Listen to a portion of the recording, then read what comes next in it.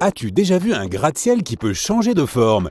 Les créateurs de la FNF Tower à Panama avaient une idée et seulement 50 millions de dollars, ce qui n'est pas beaucoup pour bâtir un gratte-ciel. Ils ne pouvaient donc se permettre aucune erreur et ils ont réussi dès leur première tentative à construire une structure dont les 39 étages supérieurs tournent de 9 degrés autour d'un axe, sans gaspiller ni leur temps ni leurs matériaux. Une fois terminée, la Dynamic Tower de Dubaï sera différente à chaque fois que tu poseras les yeux sur elle. Chacun de ces 80 étages tournera individuellement de 360 degrés autour de l'axe du bâtiment. Ces heureux résidents pourront contrôler cette rotation et donc choisir la vue qu'ils auront de leur fenêtre. Un tour complet devrait prendre environ 90 minutes. Et non, la tour ne consommera pas énormément d'électricité, car elle en produira elle-même. Des éoliennes entre les étages alimenteront les rotations.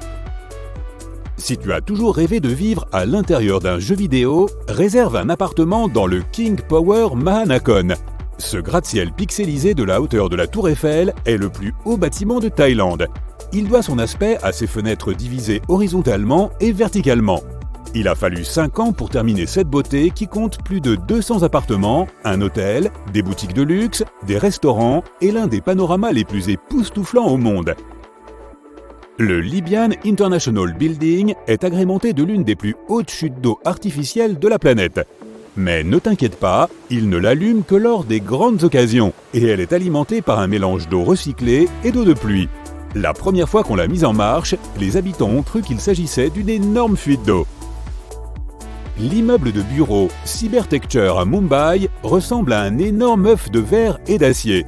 L'idée était de créer un espèce de vaisseau qui, comme notre planète, posséderait son propre écosystème. Pour contrôler la chaleur à l'intérieur, ces architectes l'ont orienté de manière idéale, ont installé des pare-soleils et un système de refroidissement souterrain.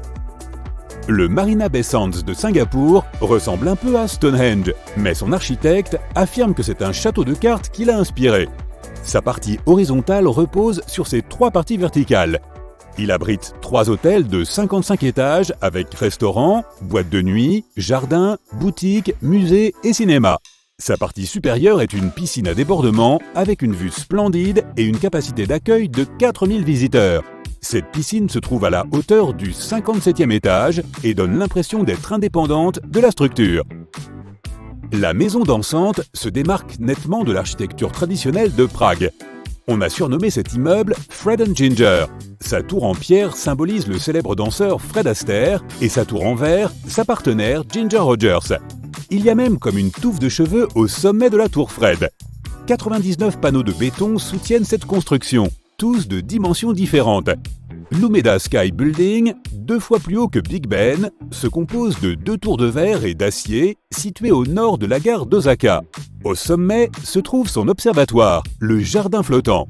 Bien qu'on l'ait construit dans une ville immense, sa passerelle est si haute que la seule chose que tu entendras là-haut est le vent. Si tu as le vertige, tu peux visiter son jardin urbain, son théâtre, son musée d'art ou l'un des nombreux bureaux proches de son rez-de-chaussée. L'architecte Octavio Mendoza possède probablement la plus grande poterie du monde. Si tu visites un jour la Colombie, demande aux habitants de t'indiquer la maison Pierre à Feu. Ils l'appellent ainsi pour une bonne raison. Son nom officiel est Casa Terracotta et son architecte n'a utilisé que de l'argile pour la construire. Il l'a laissé cuire et durcir au soleil, ce qui l'a transformé en une céramique solide. Les courbes du bâtiment sont en harmonie avec les collines environnantes. Tous les meubles à l'intérieur sont aussi faits d'argile. Mendoza est déterminé à travailler sur sa casa pour le restant de ses jours. Les artistes Denis Sullivan et Frances Conklin ont économisé de l'argent pendant 15 ans en sculptant de petits chiens de bois pour créer le projet de leur rêve. Le Dog Bark Parkin à Cottonwood est un beagle de 4 mètres qui se dresse fièrement dans sa prairie de l'Idaho. On trouve une chambre et un salon dans son corps et une deuxième chambre dans sa tête. Tu te demandes ce que ça ferait d'entrer à l'intérieur d'un immense tapis ? Moi non plus, mais le musée national du tapis en Azerbaïdjan vaut vraiment le déplacement. Tu y découvriras l'histoire de cet artisanat local dans ses moindres détails. C'est l'architecte autrichien Franz Jans qui a conçu ce bâtiment et il a fallu 6 ans pour le terminer.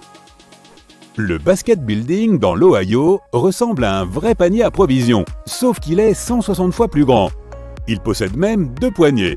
Cet immeuble a servi de siège à la Longaberger Basket Company, puis a été vendu pour devenir un hôtel de luxe.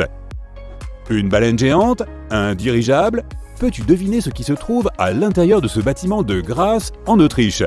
2 architectes britanniques ont été désignés pour concevoir ce musée d'art. Cette construction biomorphique compte environ 1000 pièces de verre acrylique sur sa surface.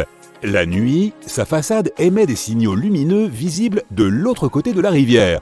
Et elle capte au nord la lumière du jour grâce à des hublots situés sur son toit. Elle possède aussi une plateforme d'observation. La demi-maison de Toronto, au Canada, a été construite à la fin du 19e siècle et faisait partie d'un ensemble de 6 maisons placées les unes à côté des autres. Lorsque des promoteurs ont voulu ensuite construire dans cette zone, tous les propriétaires ont accepté de déménager, sauf un. L'équipe de démolition a alors réalisé une véritable prouesse. Ils ont réussi à raser la maison voisine sans causer le moindre dommage à celle qu'on appelle aujourd'hui la demi-maison. Son mur extérieur blanc était autrefois porteur et divisait les chambres et les salons des 2 voisins. Un mauvais coup de pelleteuse et toute la construction se transformait en ruine.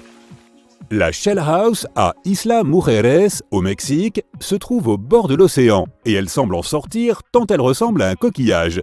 Cette magnifique construction est même recouverte de coquillages provenant des plages voisines.